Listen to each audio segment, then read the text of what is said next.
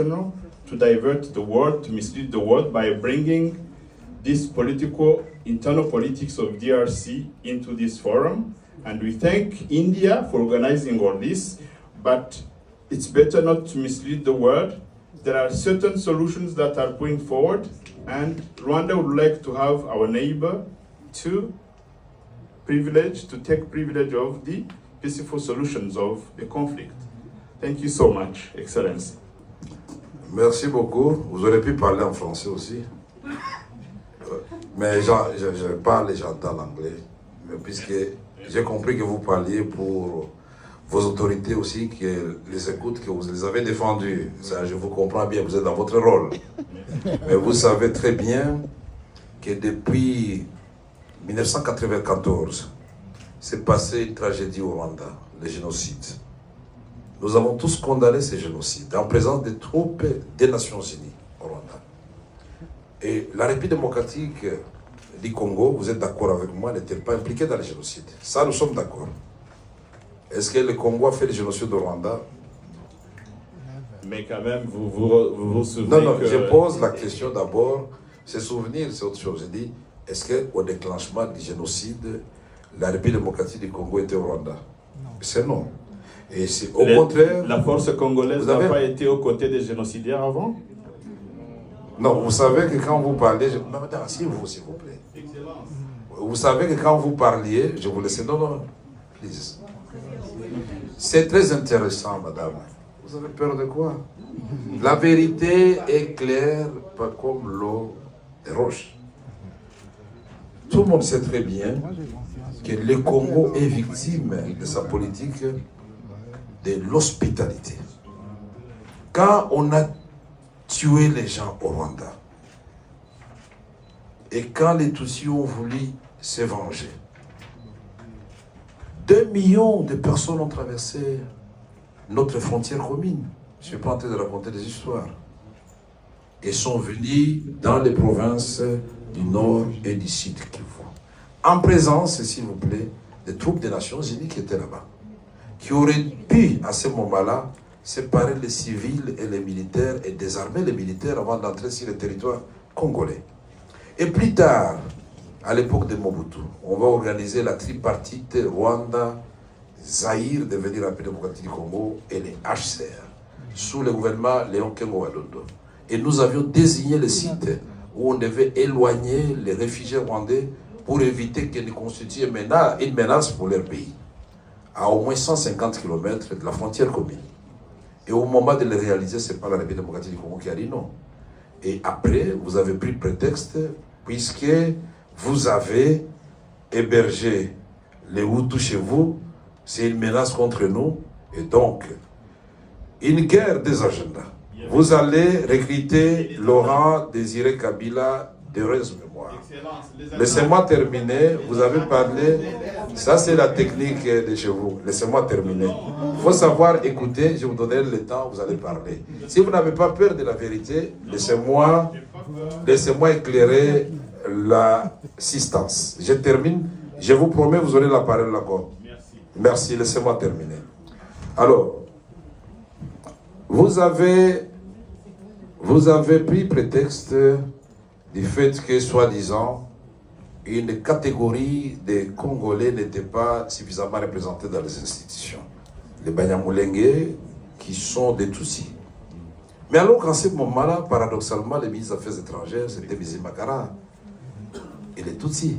Et je peux vous citer, la liste est longue. Tous les services de sécurité, c'était les Tutsis. Les chefs d'état-major général de l'armée congolaise, non seulement Tutsis, mais du Rwanda, James Kabarebe. Qui peut être aussi généreux pour prendre un ressortissant voisin pour en faire son chef d'état-major général? On ne trouvait pas que le Congo était très gentil et très généreux et victime de sa générosité. Et en 1998, le 27 juillet 1998, quand Laurent Désiré Kabila, lassé, la population lassée par des violations à répétition des droits de l'homme, des soldats rwandais qui avaient accompagné les forces de libération, il devait faire un choix. Ou il est du côté du peuple, ou il demande aux officiers et soldats rwandais et ougandais de rentrer chez eux. Le 27 juillet 1998, il a fait le choix du Congo. Et comme par hasard, le 2 août 1998, nous sommes envahis par le Rwanda et l'Ouganda. En Arizona, un avion de CAL, compagnie aérienne congolaise, pour aller atterrir à Kitona, prendre le barrage d'Inga, plonger Kinshasa dans le noir, n'eût été l'intervention de toute la SADC, les Zimbabwe, la Namibie et l'Angola, nous serions aujourd'hui peut-être effacés de la carte. Et donc ces troupes sont venues pour rien. Nous avons menti, il n'y avait pas de guerre, il n'y avait pas d'agression, alors qu'il y a eu le sommet de Victoria Falls le 8 août 1998 au Zimbabwe, où on a envoyé des avions de chasse à Kisangani, à Goma, pour vérifier si nous sommes effectivement dans une agression. La communauté internationale a mis combien d'années pour reconnaître? Il y a eu la résolution 1234 du Conseil de sécurité, il y a la résolution 15300. Quand vous, les Rwandais et l'Ouganda, vous êtes battus dans la ville de Kisangani, en tuant des jeunes, des femmes, en les jetant dans les rivières, là aussi c'était pour sécuriser les Rwandais? Non, c'était les minéraux du Congo, de l'or, de la province orientale. Et donc, je peux vous faire un développement pour vous démontrer que, mon cher, vaut mieux que nous vivions en bonne entente en tant que voisins. Et pour vivre en bonne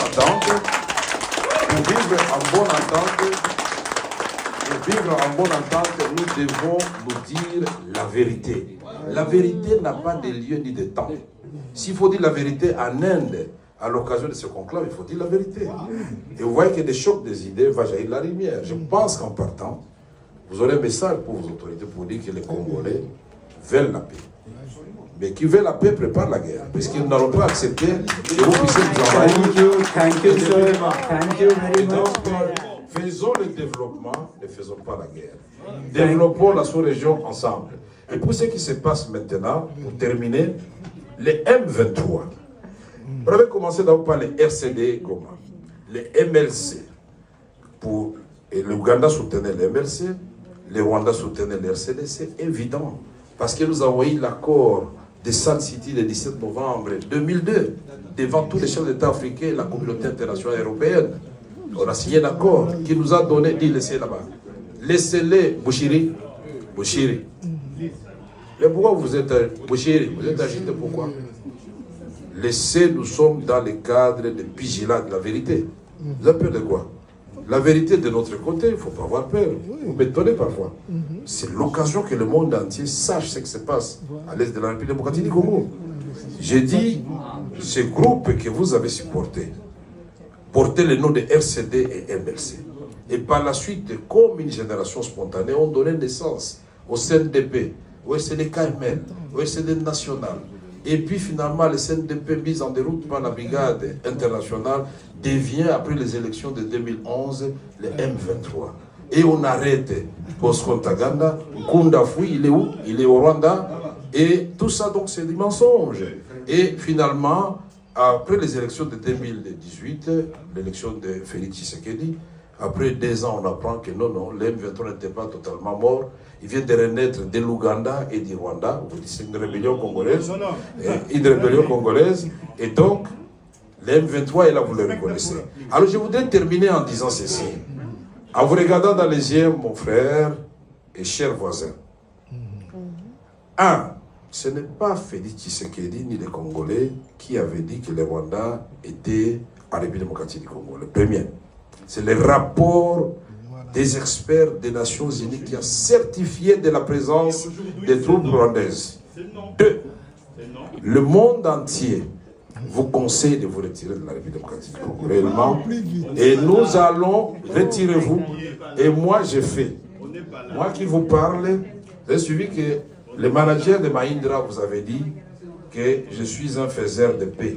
Effectivement, au mois de septembre, j'ai terminé le 27 septembre 2022, j'ai fait la tournée de toutes les zones de guerre de la République démocratique du Congo, y compris Bunagana, Rutshuru et partout là-bas. Et nous vous avons proposé un plan de paix et non un plan de guerre. Et si vous ne voulez pas reconnaître que vous nous avez agressés, si vous avez pas agressé, donc le diagnostic, s'il est déjà biaisé dès le départ, on ne trouvera pas la thérapeutique. Soyons panafricanistes, comme vous l'avez dit, l'Afrique doit aimer l'Afrique. Le Rwanda, géographiquement, Et sur le plan historique, personne ne va le déplacer. La République démocratique du Congo, géographiquement, demeurera jusqu'à la fin des temps le voisin du Rwanda. Alors, d'après vous, quel est le modèle qui peut nous inspirer? C'est le modèle de la France et de l'Allemagne. Ils se sont fait la guerre pendant longtemps. Aujourd'hui, ils sont devenus des complices dans le cadre de l'Union européenne. Vous ne voulez pas ça, vous continuez à dire que vous n'êtes pas chez nous. Mais comment vous allez? Attention, à force de nous faire la guerre, regardez-moi s'il vous plaît mon frère, à force de nous faire la guerre, vous êtes en train de nous apprendre l'art de la guerre. Et cet éléphant qu'on appelle la République démocratique du Congo, aujourd'hui, aux jambes un peu brisées, il va s'élever, il va marcher. Mais il ne va pas marcher sur vous. Il va tirer tous les deux voisins vers le développement, vers les rendez-vous avec l'espérance. Parce que notre vocation à nous, ce n'est pas de faire des guerres à des voisins ou ailleurs. Notre vocation à nous, telle que Dieu a placé le Congo au cœur de l'Afrique, c'est de vous aider. Là où vous êtes défaillant sur le plan des ressources naturelles, à vous amener dans le cadre d'une coopération mutuellement avantageuse, à vous sentir à l'aise. Votre semblant d'épanouissement